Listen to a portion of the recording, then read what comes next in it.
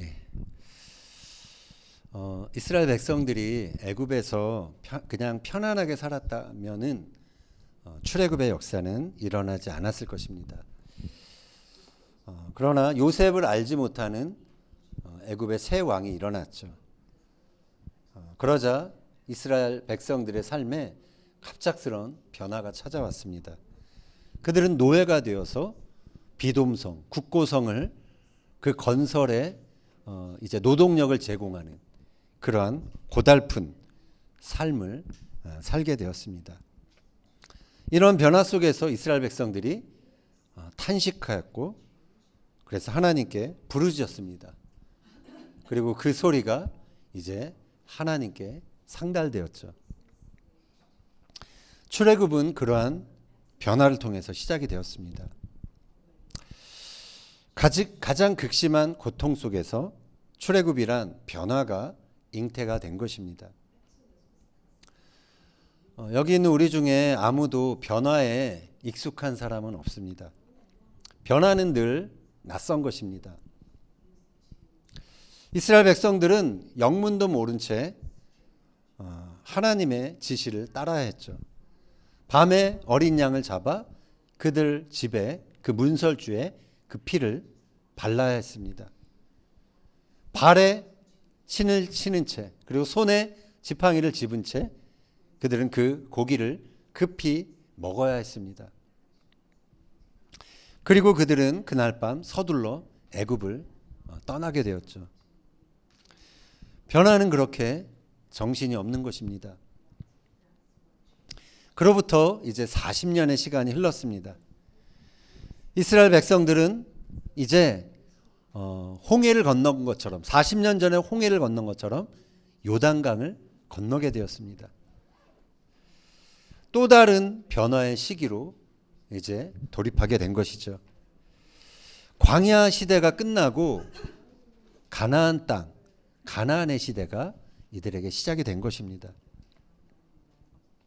이스라엘 백성들은 가나안 땅 여리고 평지에서 유월절을 지킵니다. 그리고 그 유월절 다음 날 그 땅의 소산물을 먹게 됩니다. 자, 그런데 그 땅의 소산물을 먹은 그 다음 날 만나가 그쳤다라고 성경은 기록합니다. 만나가 왜 그쳤을까요? 만나가 그쳤을 때 이스라엘 백성들은 그 변화를 어떻게 받아들였을까요? 그것을 함께 살펴보며 은혜를 나누고자 합니다. 이스라엘 온 백성들이 매일매일 먹었던 그 만나가 그쳤다라는 것은 큰 변화였습니다. 애굽 제국에서 먹었던 그 음식을 알던 세대는 광야에서 모두 죽었습니다. 그리고 지금 가나안 진입을 앞둔 이스라엘 백성들은 농사를 해본 적도 없고 사냥을 해본 적도 없는 세대였습니다. 그들에게 일용할 양식은 하나님이 매일매일 공급해 주시던 만나였습니다. 그들은 매일매일 하늘에서 이 만나가 내려서 그들이 그냥 매일매일 공급되는 그 사건을, 그 기적을 눈으로 보며 자라났죠. 그들에게는 다음 내가 뭘 먹지, 다음 끼니에 대한 걱정이 없었습니다. 양식을 비축해 둘 필요가 없었습니다. 그들이 욕심을 내서 남들보다 많이 걷어서 다음 날 것까지 비축을 하지만 그게 하루가 지나면은 바로 벌레가 생겨서 먹을 수 없게 되었죠. 만나는 하나님이 그들을 먹이시는 분이라는 강력한 증거였습니다.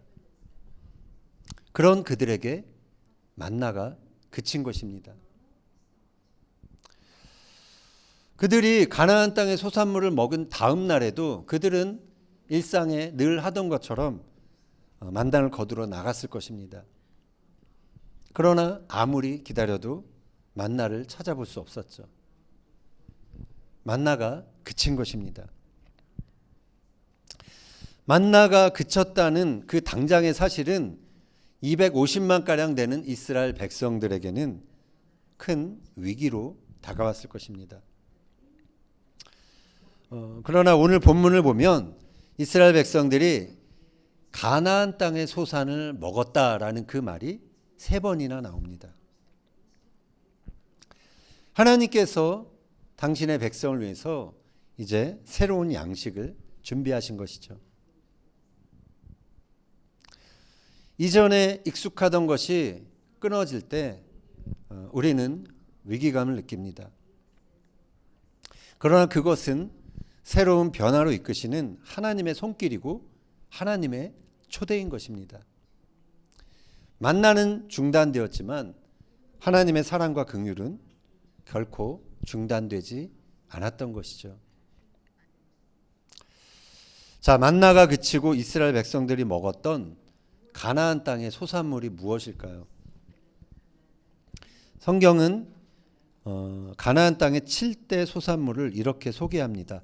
신명기 8장 7절 8절 한번 읽겠습니다. 내 하나님 여호와께서 너를 아름다운 땅에 이르게 하시나니 그곳은 골짜기든지 산지든지 시내와 분천과 샘이 흐르고 밀과 보리의 소산지요 포도와 무화과와 석류와 감람나무와 꿀의 소산지라. 자, 여기 7개가 나오죠. 밀, 보리, 포도, 무화과, 석류, 올리브, 꿀, 데이트. 우리가 이스라엘 살면서 자주 먹게 되는 것이죠. 광야에서 이스라엘 백성들은 구름기둥과 불기둥을 잘 따라가면 됐습니다. 하나님이 가라 하실 때 가고 멈추라 할 때 멈추면 됐었던 그런 삶을 살았죠. 그것에만 순종하면 먹고 살 걱정은 없었습니다. 그러나 가나안 땅에 정착한 이스라엘 백성들은 그들이 언제 심고 언제 거두어야 할지 알아야, 그 시즌을 알아야 했습니다. 땀 흘려 경작해야 그 땅의 소산물을 거둘 수 있었던 것이죠. 그러나 그러한 시절, 그러한 시즌을 아는 것과 또 땀 흘려 경작하는 것보다 더 중요한 일이 있었습니다. 그것은 이스라엘 백성들이 하나님 앞에서 그들의 마음을 지키는 것이었습니다. 하나님은 이스라엘 백성들에게 너희가 들어갈 가나안 땅은 이전과 다른 땅이다라는, 애굽과는 다르다라는 그런 말씀을 해주셨습니다. 신명기 11장 10절이야 같이 보겠습니다. 내가 들어가 차지하려 하는 땅은 내가 나온 애굽 땅과 같이 아니하니 거기에서는 너희가 파종한 후에 발로 물대기를 채소밭에 댐과 같이 하였거니와 너희가 건너가서 차지할 땅은 산과 골짜기가 있어서 하늘에서 내리는 비를 흡수하는 땅이요 내 하나님 여호와께서 돌봐주시는 땅이라. 연초부터 연말까지 내 하나님의 여호와의 눈이 항상 그 위에 있느니라. 아멘. 자, 애굽에서는 나일강, 풍부한 수량이 있는 나일강이 있었기 때문에 비가 좀 안 와도 농사 짓고 수확하는 데는 별 문제가 없었습니다. 그러나 가나안 땅은 물이 부족한 그러한 땅입니다. 그래서 풍성한 수확을 거두려면 반드시 일정량의 비가 내려야 했던 것이죠. 하나님은 이스라엘 백성들에게 비를 약속하셨습니다. 그런데 하나님은 그 약속 이전에 한 가지 조건을 제시합니다. 그것은 너희가 정착한 땅에서 마음을 뺏기지 말라라는 그러한 주문이었습니다. 오직 마음을 다하여 여호와 하나님을 사랑하라. 그것이 그들의 조건이었죠. 신명기 11장 13절이야 같이 읽겠습니다. 내가 오늘 너희에게 명하는 내 명령을 너희가 만일 청종하고 너희 하나님 여호와를 사랑하여 마음을 다하고 뜻을 다하여 섬기면 여호와께서 너희의 땅에 이른 비 늦은 비를 적당한 때에 내리시리니 너희가 곡식과 포도주와 기름을 얻을 것이요 또 가축을 위하여 들에 풀이 나게 하시리니 내가 먹고 배부를 것이라. 너희는 스스로 삼가라. 두렵건대 마음에 미혹하여 돌이켜 다른 신들을 섬기며 그것에게 절함으로 여호와께서 너희에게 진노하사 하늘을 닫아 비를 내리지 아니하여 땅이 소산을 내지 않게 하심으로 너희가 여호와께서 주신 아름다운 땅에서 속히 멸망할까 하노라.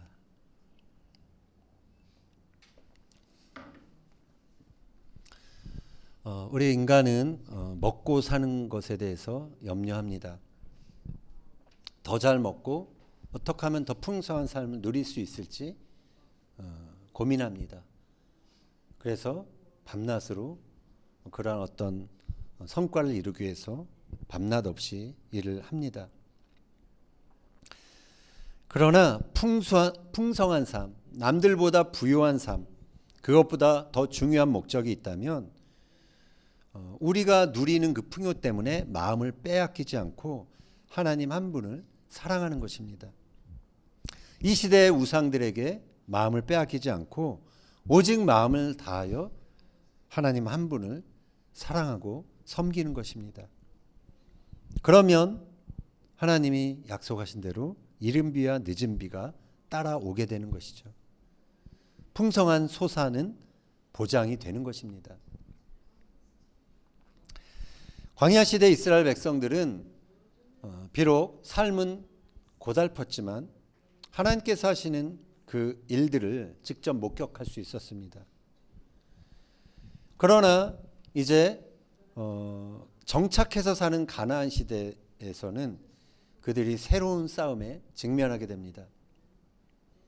그것은 가나안의 풍요로움, 그것에 마음을 빼앗기지 않고 마음을 지키며 살아가는 것이었습니다. 그들은 자신들의 공급자인 하나님 한 분을 잊어버리지 않아야 하는 새로운 싸움에 직면했던 것입니다. 그 싸움을 시작해야 했던 것이죠. 그래서 모세는 가나안 땅에 들어가는 세대들에게 이러한 당부를 미리 했습니다. 신명기 8장 12절 이하 읽겠습니다. 내가 먹어서 배부르고 아름다운 집을 짓고 거주하게 되며 또 내 소와 양이 번성하며 내 은금이 증식되며 내 소유가 다 풍부하게 될 때에 내 마음이 교만하여 내 하나님 여호와를 잊어버릴까 염려하노라. 아멘. 가나안 땅의 변화된 환경 속에서 주목해야 할 것은 이처럼 하나님 한 분에 대한 변함없는 사랑, 변함없는 경외함이었습니다. 광야와 가나안은 비록 환경은 다르지만 삶의 원리는 똑같았습니다. 광야는 하나님께서 특별한 관심으로 이스라엘 백성들을 돌보신 곳이었습니다.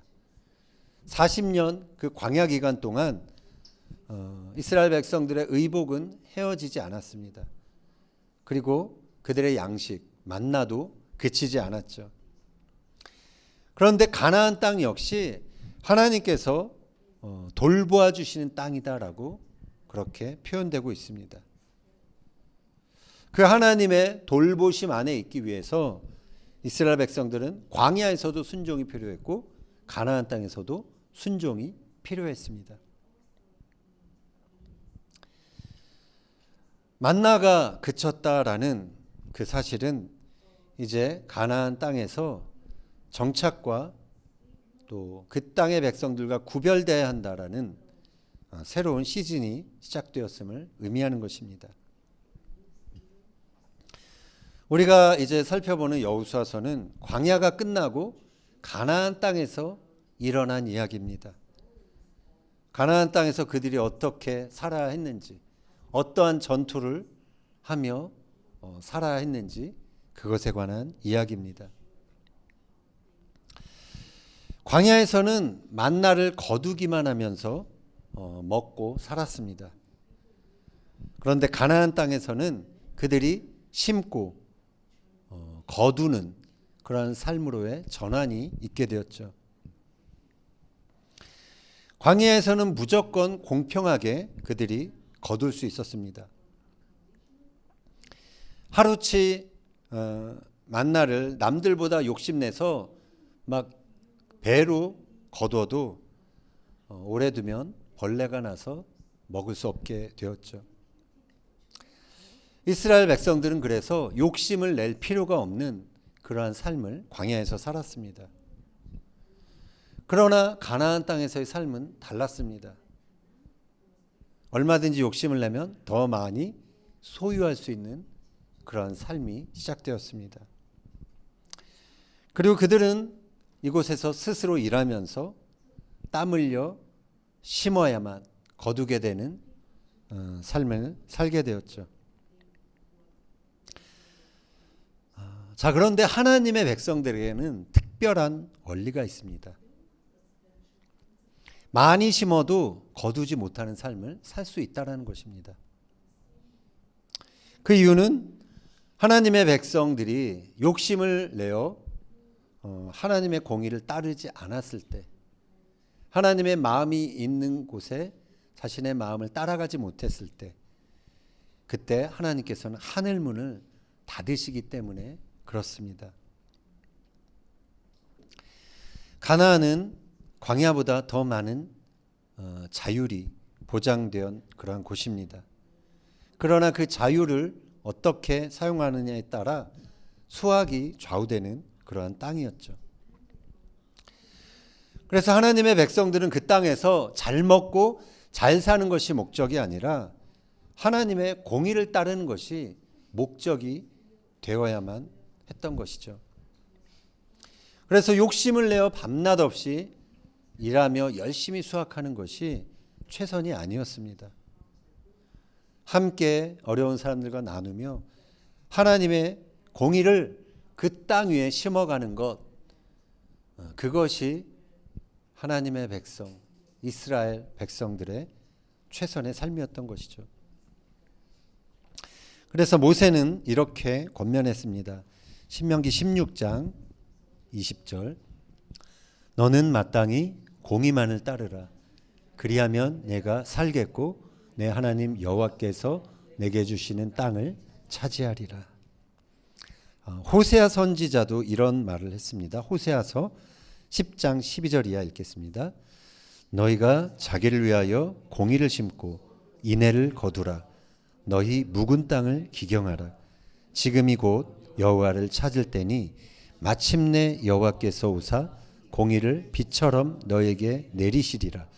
너희는 밭가라 죄를 거두고 거짓 열매를 먹었나니 이는 내가 내 길과 내 용사의 많음을 의뢰하였음이라.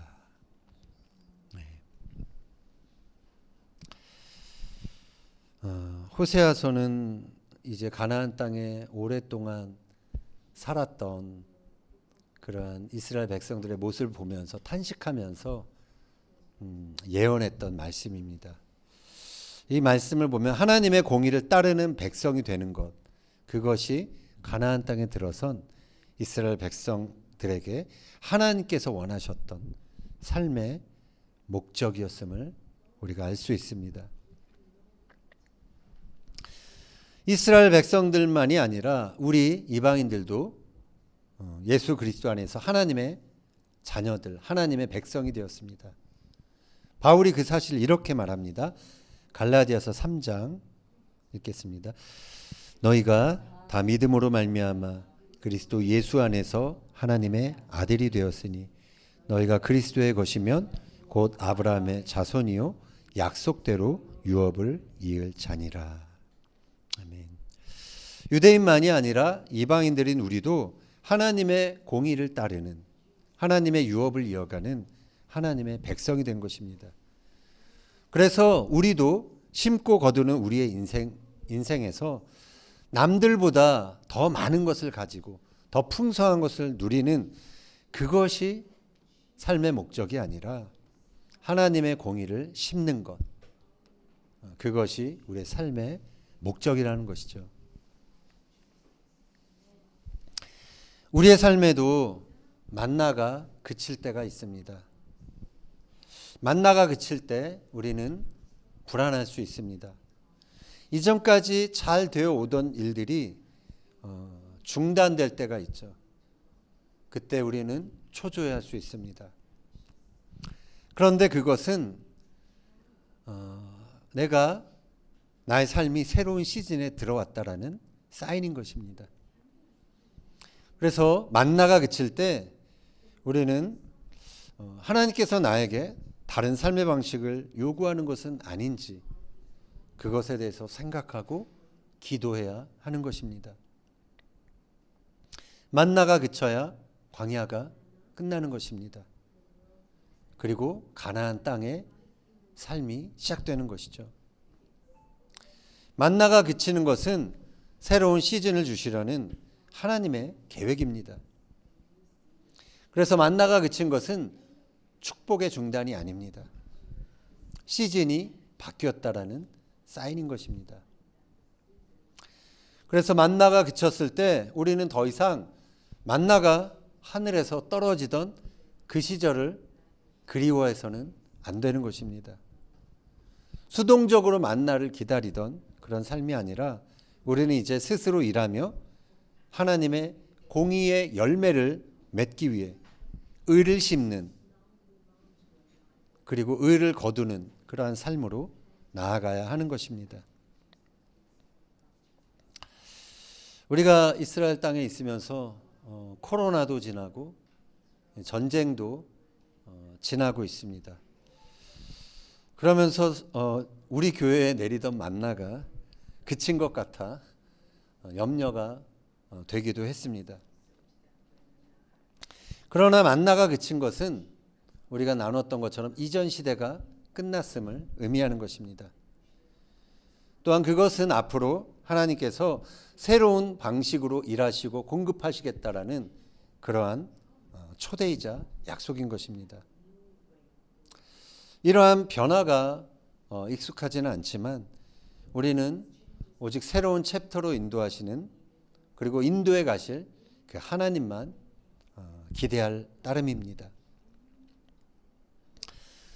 지금 이 시대는 풍요와 번영이라는 가치가 너무나 커져버려서 사람들이 온통 어찌하면 더 풍요롭고 더 번영할 것인지 그것에 마음을 빼앗기는 시대입니다. 시대의 우상들은 우리 마음속에 하나님을 뽑아내고 풍요와 번영에 대한 신앙, 그 우상을 그 대신 심어 놓으려고 합니다. 그러나 우리는 우상이 가득한 이러한 가나안과도 같은 이 땅에서 하나님의 공의를 심고 그 열매를 거두기 위해 부름받은 하나님의 백성들인 것입니다.